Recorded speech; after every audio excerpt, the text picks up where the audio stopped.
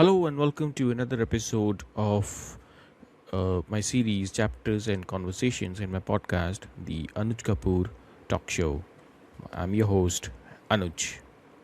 So, friends, have you ever slipped uh, on a muddy street, argued with yourself in your own head, questioned life, questioned your choices, and perhaps ever questioned the entire universe and then laughed about it later?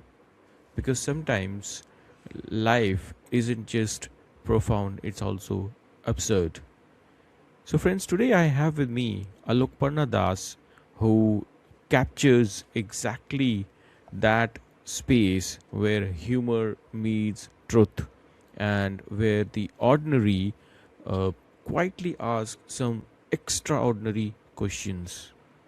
Her poetry collection, Will the Center Hold, explores the chaos and comedy of everyday life while gently nudging us towards deeper reflections about identity, about balance, and what keeps us from the falling apart. In this conversation, my friends, we will explore her journey, how it has been as a poet, and what all aspects of life she has gone through, the idea behind structuring of her book into side A and side B, which is a very unique concept that I found when I first uh, read the book, and the role of humor in poetry, and all the deeper questions hiding inside the seemingly ordinary moments. So, if you, my friends, found meaning in the middle of confusion or laughter in the middle of chaos, this conversation is for you. So, friends, let us begin with the episode. So, welcome to this podcast, Alokparna. It's a pleasure to have you in this show today. Yeah. Thank you so much. I am also very happy to be in the show today, Anuj. Thanks for inviting me. Sure, same here, Alokparna, and look forward to this episode today. So, to begin with, my first question basically is about the book. The title, "Will the Center Hold?"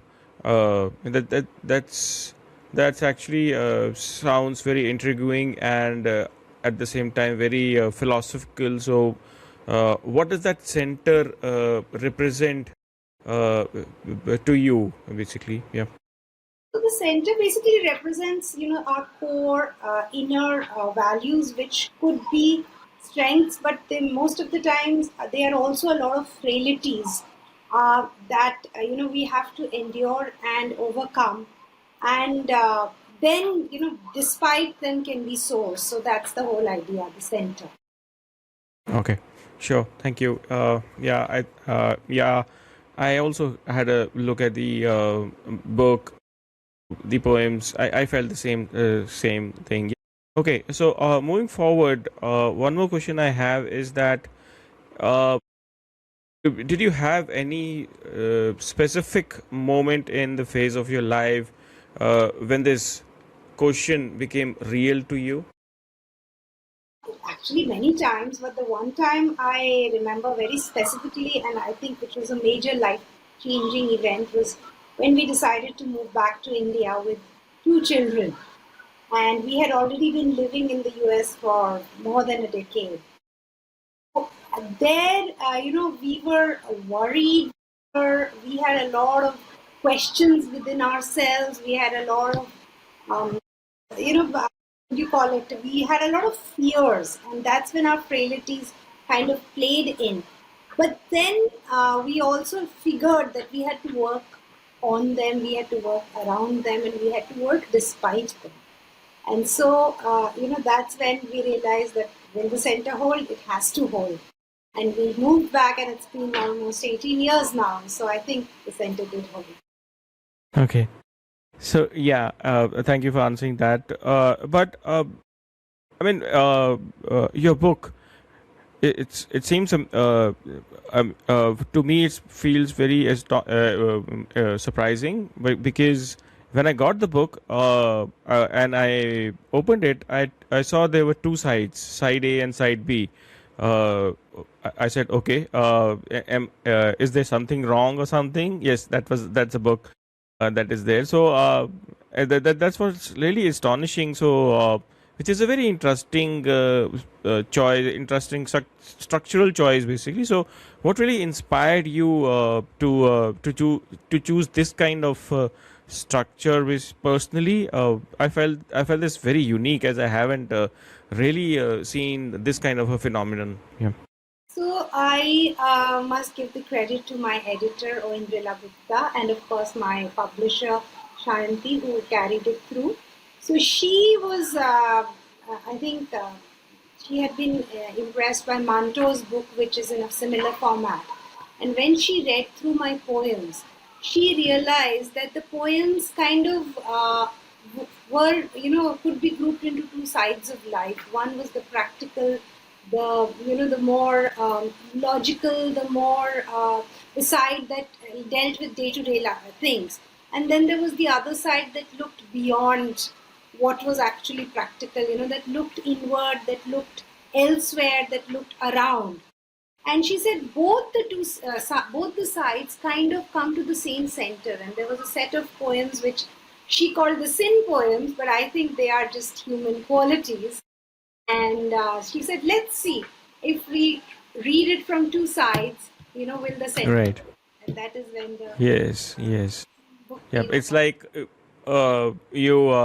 you have the two.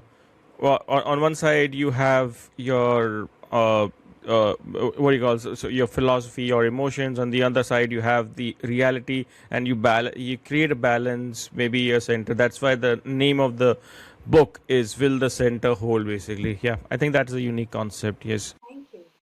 So yeah, moving to my next question. So I think you must have answered it, but do these two sides represent different emotional states, maybe different phases of life, or having a different perspective? Yes, they certainly do. While side A represents more of the, the family, the practical, the bringing up children, the relationship with your parents, your spouse, also, work and all. The other side represents journeys, whether they are journeys on the road or whether they are journeys inside you, whether they're spiritual journeys, whether they're, when you're questioning the whole system. So yes, they do represent two different aspects, and both can be read independently. You don't have to have a Right. logical, you know, this thing of a sequence. Logical flow. Yeah. Yeah. Okay. Okay. Yeah. Right. Yeah, I mean, I also felt the same, because more you can read it from any order. I feel, and that's the beauty about the poetry as well. So yeah, if a reader starts from the either side, do you hope they arrive at a different emotional or kind of a philosophical destination? Certainly, like if they start reading from side A, they will be able to relate to what is, going on in every day. Whether it's playing tennis at the tennis court, whether it's, taking a child to the bus stop. But if they read it from the other side, they will start questioning, or they will actually be led to question the different aspects that we take for granted, or that we think of as very sacred or very holy. So it will be slightly different if you read from both sides, but when you reach the center, you will realize that both the sides do lead to that similar kind of a center. Both of them are based on our frailties, what we call our sins, what we call our strengths, right? And both the sides do take you to the same place. Right, right. So, I mean, you have lived in different countries as you began this interview. So, and worked across different domains, teaching, linguistics, and storytelling, and also curriculum design. So, how these experiences shape your voice as a poet? I mean, did you wanted to be a poet from the very start, or was it like just accidentally you wrote some poem, or how was it? How was the actual journey like? So I'll start from your latter question. That I think I wrote my first poem when I was 8, and when I brought it home and my parents looked at it, they thought I had copied it from somewhere. But and then soon my poem became was published in children's magazine, and then on I knew in my heart that this is what I wanted to do. I wanted to see my poetry in publication. Of course, as I grew older, I realized that's not a career. That's something that's a personal thing. Yeah. So, so I did travel to different countries. I worked, I studied in different countries. I lived, and I think all of these experiences have really shaped me as a poet because whenever I write something, it is reflected um, very directly whether I live in, whether I've lived in very cold places, lonely places that have helped me look inside me. Whereas when I've lived in really, crowded places and, right now in India, I've also realized that I have to fend for myself. There, I have loved the relationships that form here. So all of these things have really portrayed themselves in poetry. In fact, there is one poem on spaces, where I talk about whether when there is empty space and I have a lot of space to be myself with, I don't tend to be. But then when I'm in a very tiny space, I kind of find that cramping. So this poem kind of talks about both the aspects. I think it has really shaped me, not just as a poet, but as an individual. All of these. Okay. So wonderful. It was lovely to see your journey, and I'm sure my listeners will have some kind of learning as well. So yeah, as someone who writes stories for children and also who writes poetry, do you approach language differently in these two worlds, basically poetry, because poetry and writing stories for children is a very different ball game. Certainly, certainly. So when I used to write stories for children for a program called Teaching Children to Read Through Storytelling, and that was for the age group 4 through 8. So 4 years to 8 years, and I am at that point I use language very carefully because every word I write, either they will be able to read or it will be read to them. So I am responsible for creating their thoughts. I am responsible for what they will get out of that story. So my words were certainly my language, the themes, all of that was aimed for the children so that the children become, better human beings Right. after reading Yes. that or listening to that story. Or even if not better, but at least they will enjoy it and it will be Enjoy. appropriate for them. Whereas when I write poetry, poetry is mostly from either myself or for my very close friends and family.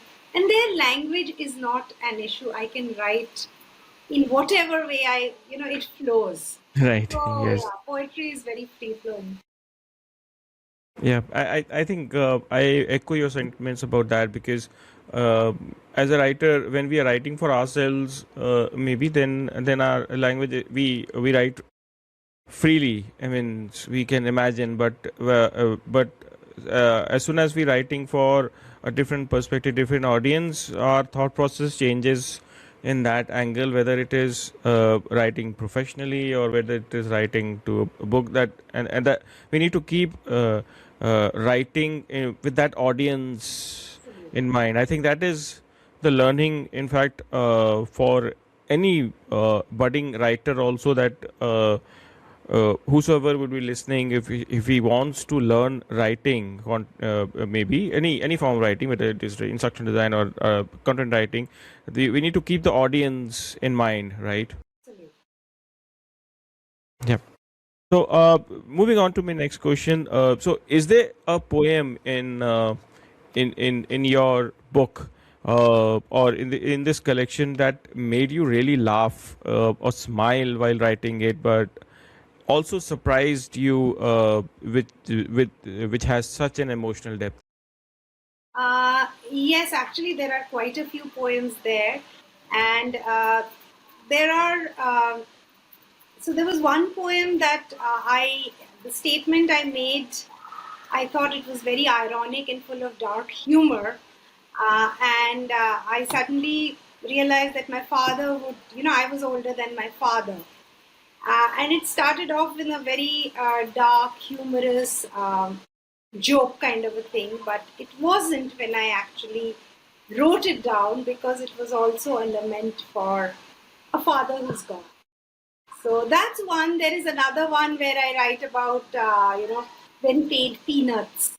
And that's a very When light-hearted paid, one. yeah, yes, yes, And that's a it's very light-hearted one where I talk about, how being an educator really doesn't pay. I might as well, wait for somebody to yeah. inherit something if possible. Yes, in fact, I think anyone on a fun part, I think anyone working in an IT industry maybe can relate to that poem with the title itself and paid peanuts. I think, yeah, Yes, yes, exactly. yes. So, but moving on, when do you first realize that poetry would become a lifelong companion with you? I mean, it has been such a long journey where you have been working professionally, being a writer for children, and I mean, though you have been writing poetry, but when did that kind of magic happen, basically? Yeah. So I think that happened sometime when I was in school itself, when I was probably not even a teenager, because I realized I was a very quiet child, I was a very shy child, and I wouldn't speak a whole lot to my parents, especially about the way I felt. And I didn't also believe in writing journals. So poetry was the one thing where I put across my thoughts, and I think that was my emotional release, emotional outlet, also my way of rebelling against, whatever I thought needed to be rebelled against. As I moved to college, it became a political statement, but you know, a social statement. But I think somewhere in school I realized that that was the best way to express myself to myself. At that point, I didn't even have to read it to anybody. Okay.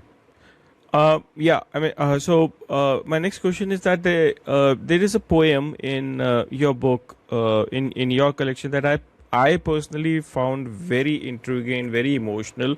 Uh, it's called Nirbhaya, and it is a short poem but very thoughtful, and that reminds me of that times about that girl, that incident that happened in Delhi, and then we had another incident. I mean, we have continuous incident like that, but the major event happened in Kolkata when there were a lot of protest as well. But I think we have moved on.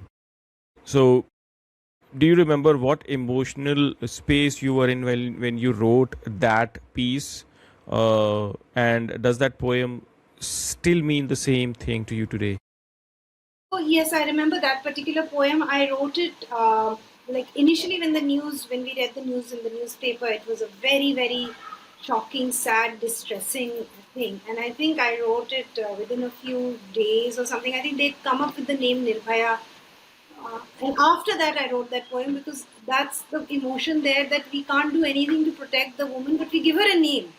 Right. And even now when I think of that, I get very, it's a very upsetting thing that happened. It was a very, very tragic thing that continues to happen now. And after that, Yes. also, like later, I actually wrote a very long poem called Draupadi Nirbhay, which talks about the same incident but with different, you know, connections to it. And that got published and it was awarded. And later, I also wrote another poem on the after the Kolkata incident called "We Must Rise." where again that I wrote during like this Durga Puja, Kali Puja time, where Kali and Durga, they're all talking to each other that we have to rise now. And the emotion still remains the same, whether it was a very short poem at that time of disbelief, not just disbelief, but a sort of despair or sorrow about ourselves that we really cannot do much except, kind of be on our bridge of shame and kind of just give a name and then move on. I mean, that's a shame for all of us, for me too. And I think that emotion will not go away. Right. Yes, exactly. I mean, I agree. We cannot do much, but at least what we can do is we can raise our voice, maybe through whatever piece we have, or and what better is, I mean, that's all. What I feel is that pen is mightier than sword. So if we have the power, then probably we can use that pen to just spread enlightenment, spread awareness, so that people come to know, and then probably raise a voice. Yeah. Yes. Exactly. So yeah, coming back to the interview. So where do you hope readers feel or discover about themselves after reading your collection of poems will the center hold? So what I would like them to think of mainly when they read the poems is that, hey, life is not that bad. I know there are problems, but this is also fun. I mean, while, for many people, as we grow older, aging, a lot of people worry about it. A lot of people have a lot of issues, but it's a part of life, not just aging, putting on weight, children growing up, children leaving, so all of that is a part of life, jobs changing, but Right. it's also funny. There is some Right. There's underlying some humor. humor, Yeah. yes, everywhere. And if we can touch that and if we can let that touch us, I think life is worth living. Happy. Right. Yeah. Yeah. Life is beautiful. I would say. I mean, and there's so much of things happening. Maybe layoffs or everything. War is there, but at the end of the day, we just need to take each day and enjoy the life. What I feel is that we tend to what do you call worry. We tend to worry too much about the future, and then when we are worrying, we are not paying attention to our present. Basically, that's True. yeah. Yes, exactly. So my next question to you is that what next to you? Another poetry. I mean poetry. I know you already you might have a whole lot of collection, but do you plan to take out another book with your another poetry collection, or maybe some fiction or anything? Yeah. Uh, Fiction, maybe not. I, other than children, for writing for children, I really haven't attempted grown-up fiction. But poetry, yes. In fact, recently I did something very interesting, and we plan to take it forward. Is that I worked with an artist here, Shirupa, and she is an artist, and she had her exhibition. But before her exhibition, took a, I looked at all her paintings and I wrote poetry pieces for a lot of them, either on individual pieces or on general themes. And the art pieces were put together in a similar theme. And then during the exhibition, I actually read out my poems, performed the poems, so that when people saw the art pieces, it was as if the art pieces also had words to them. They made people think about the art piece in a different way. So now we are thinking of taking that further, maybe to a larger platform, maybe to a printed version. We still don't know, but it's still very early. But that's something we are looking at. Okay. Hope so. Look forward to that collection, that beautiful collection, another beautiful collection, I would say, of yours. So, and if you go back to your younger self, maybe, uh, and you need to give one piece of advice to that particular person, so what would that be when you started writing poetry? Or what would be that advice? So my advice would be, see, at one point I really wanted to make myself be known as a poet, at least at at some level. But now I realize that in Hindi we say na maya hai, sab maya hai. So all I would tell myself is it doesn't matter whether you're published or not published, whether people read you or whether people know you or don't know you.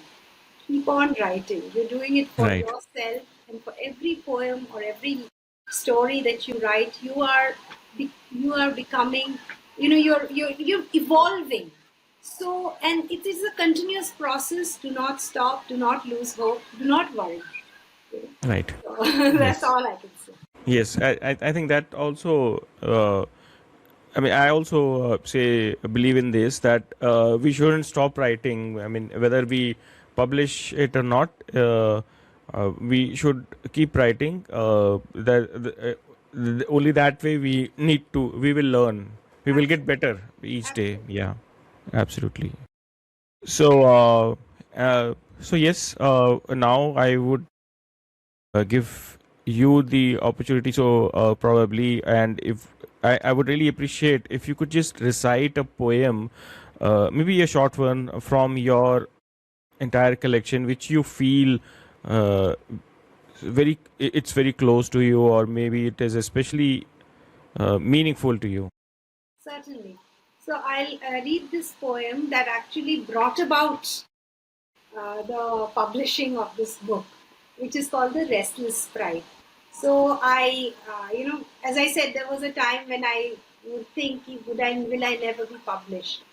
And then I just sat down and wrote this poem. And then I said, okay, now is time. I'm going to really put in all my efforts, because before that I had gotten a few rejections.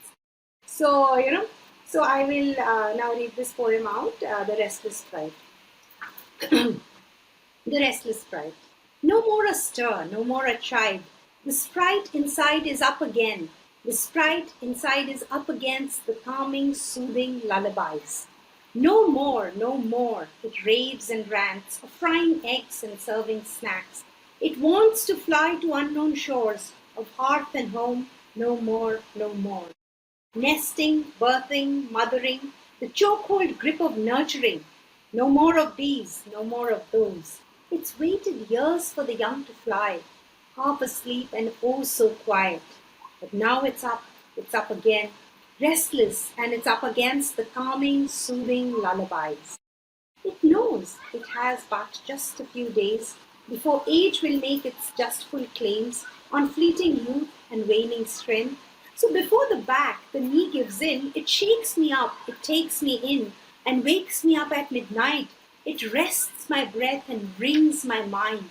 It shouts, what are you doing now? You've done the tasks you were assigned. Their lot is theirs. What about you? Isn't there something you need to do? I look askance. What is that more? Where is that unknown shore where the restless sprite wants me to go? I open and shut and open the door. Do I hear some voices call my name? Those brazen peaks I've yet to climb, the taunting sea, the mocking waves, the siren call of the unknown? Do I walk out that door or rein it in?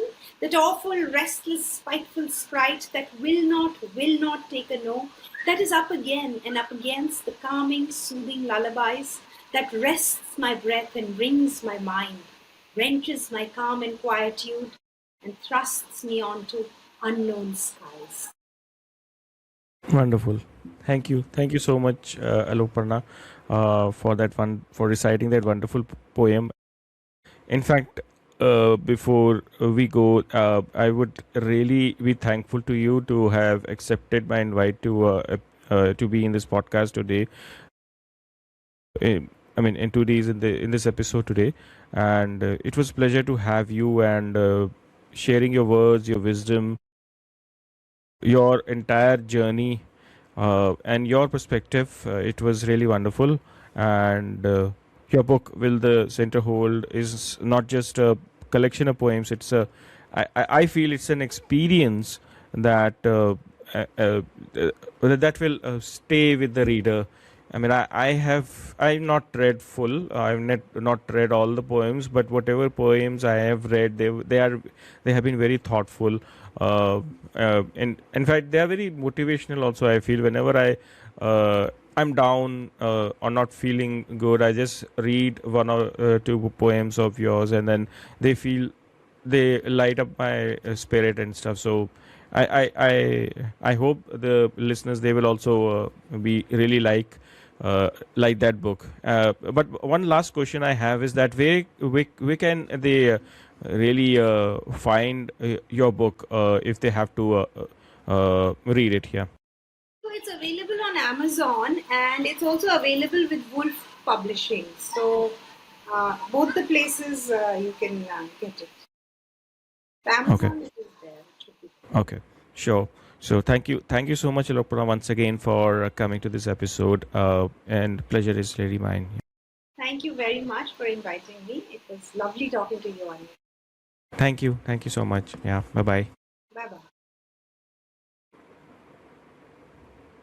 So, friends, some books give us the answers, another gives us better questions.